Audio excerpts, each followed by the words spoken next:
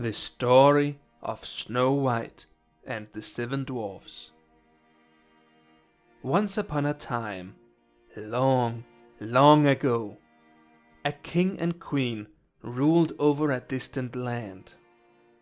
The queen was kind and lovely, and all the people of the realm adored her. The only sadness in the queen's life was that she wished for a child, but did not have one. One winter day, the queen was doing needlework while gazing out her ebony window at the new fallen snow. A bird flew by the window, startling the queen, and she pricked her finger. A single drop of blood fell on the snow outside her window. As she looked at the blood on the snow, she said to herself, "Oh, how I wish that I had a daughter that had the skin as white as snow, lips as red as blood, and hair as black as ebony." Soon after that, the queen got her wish when she gave birth to a baby girl who had skin white as snow, lips red as blood, and hair black as ebony. They named the baby princess Snow White. But sadly, the queen died after giving birth to Snow White.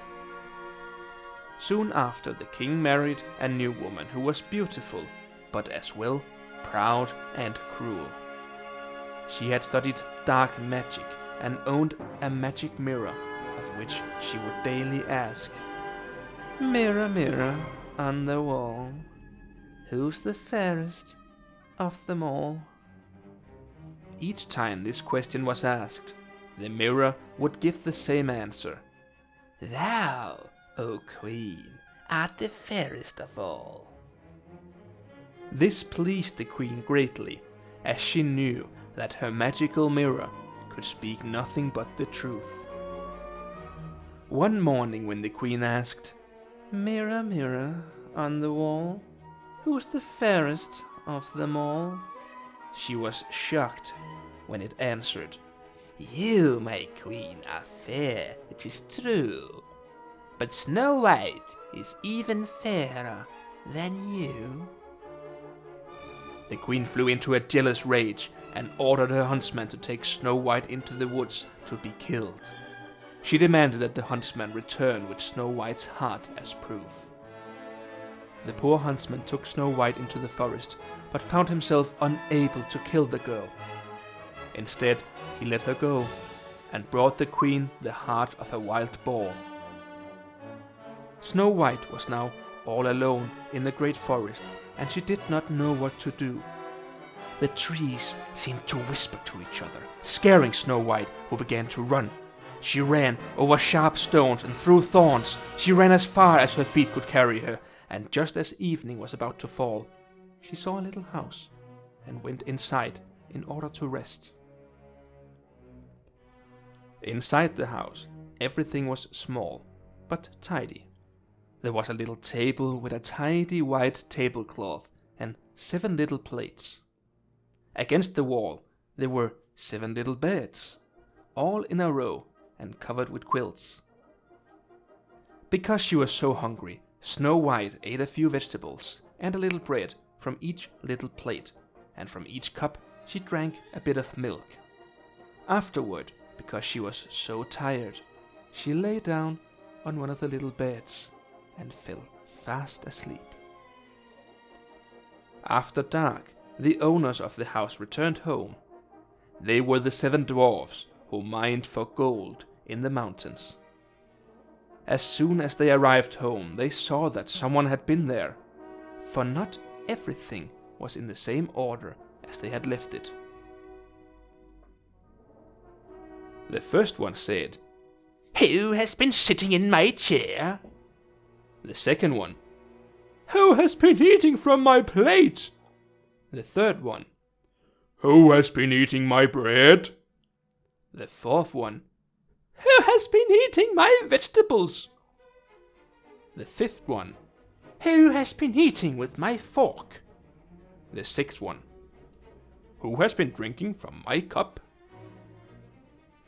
But the seventh one, looking at his bed, found Snow White lying there asleep. The 7 dwarfs all came running up, and they cried out with amazement. They fetched their 7 candles and shone the light on Snow White. "Oh, good heaven!" they cried. "This child is beautiful!" They were so happy that they did not wake her up, but let her continue to sleep in the bed.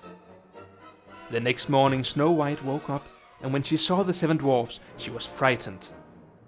But they were friendly and asked, "What is your name?" "My name is Snow White," she answered.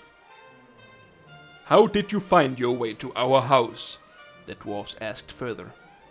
Then she told them that her stepmother had tried to kill her, that the huntsman had spared her life, and that she had run the entire day through the forest, finally stumbling upon their house.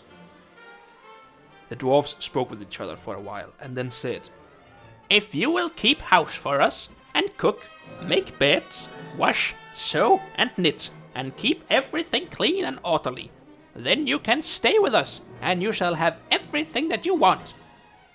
"Yes," said Snow White, "with all my heart," for Snow White greatly enjoyed keeping a tidy home. So Snow White lived happily with the dwarfs.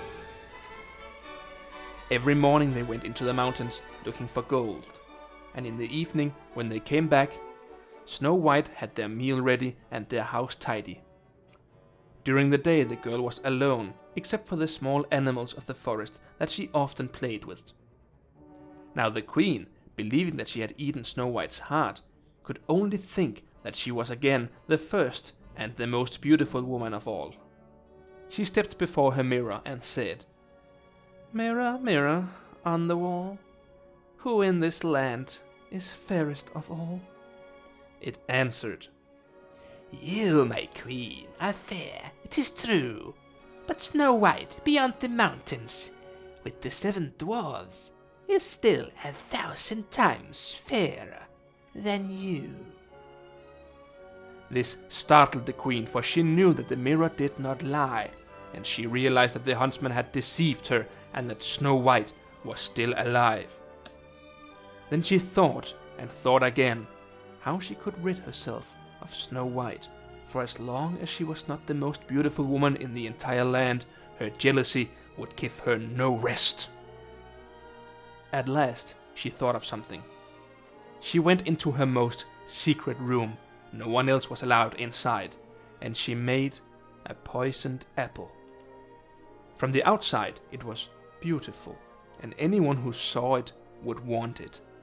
But anyone who might eat a little piece of it would die. Coloring her face, she disguised herself as an old peddler woman, so that no one would recognize her, traveled to the dwarf's house, and knocked on the door.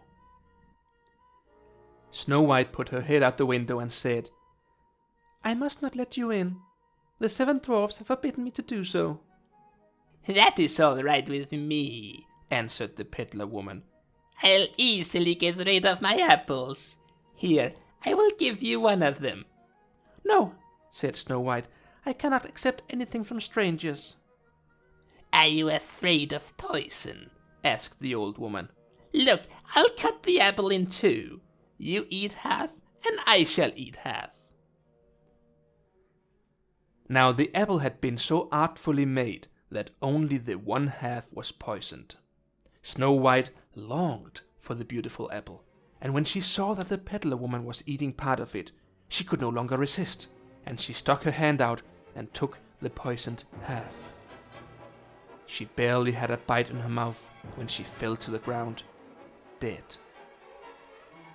The queen looked at her with an evil stare, laughed loudly and said, "White as snow, red as blood, black as ebony wood. The dwarfs shall never awaken you." Back at home, she asked the mirror, "Mirror, mirror on the wall, who in this land is fairest of all?" It finally answered, "You, my queen, are fairest of all." Then her cruel and jealous heart was at rest, as well as a cruel and jealous heart can be at rest. When the dwarfs came home that evening, they found Snow White lying on the ground. She was not breathing at all. She was dead. They lifted her up and looked at her longingly. They talked to her, shook her, and wept over her, but nothing helped.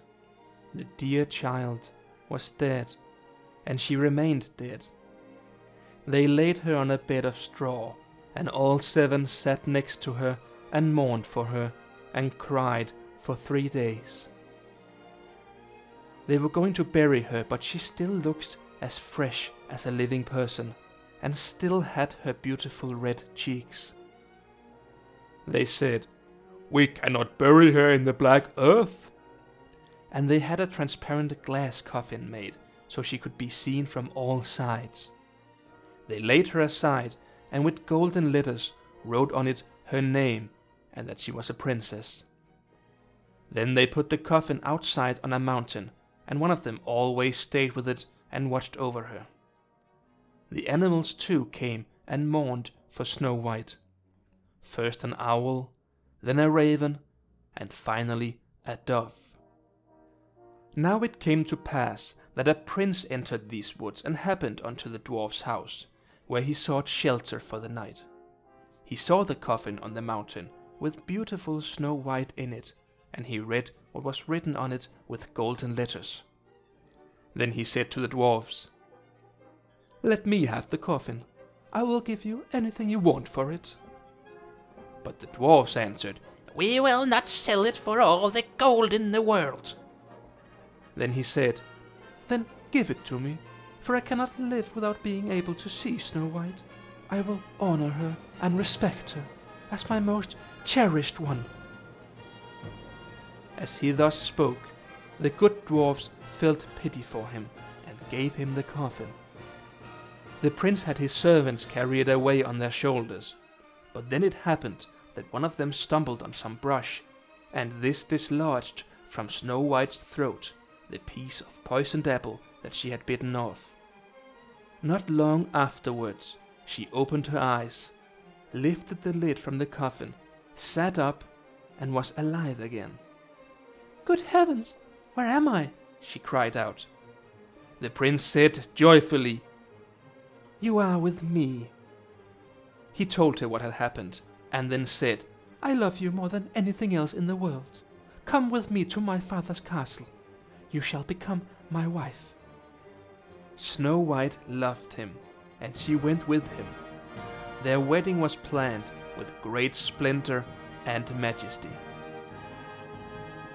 Snow White's wicked stepmother was invited to the feast, and when she had arrayed herself in her most beautiful garments, she stood before her mirror and said, "Mirror, mirror on the wall, who in this land is fairest of all?" The mirror answered, "You, my queen, are fair, it is true, but the young queen is 1,000 times fairer than you." Not knowing that this new queen was indeed her stepdaughter, she arrived at the wedding, and her heart filled with the deepest of dread when she realized the truth. The evil queen was banished from the land forever, and the prince and Snow White lived happily ever after.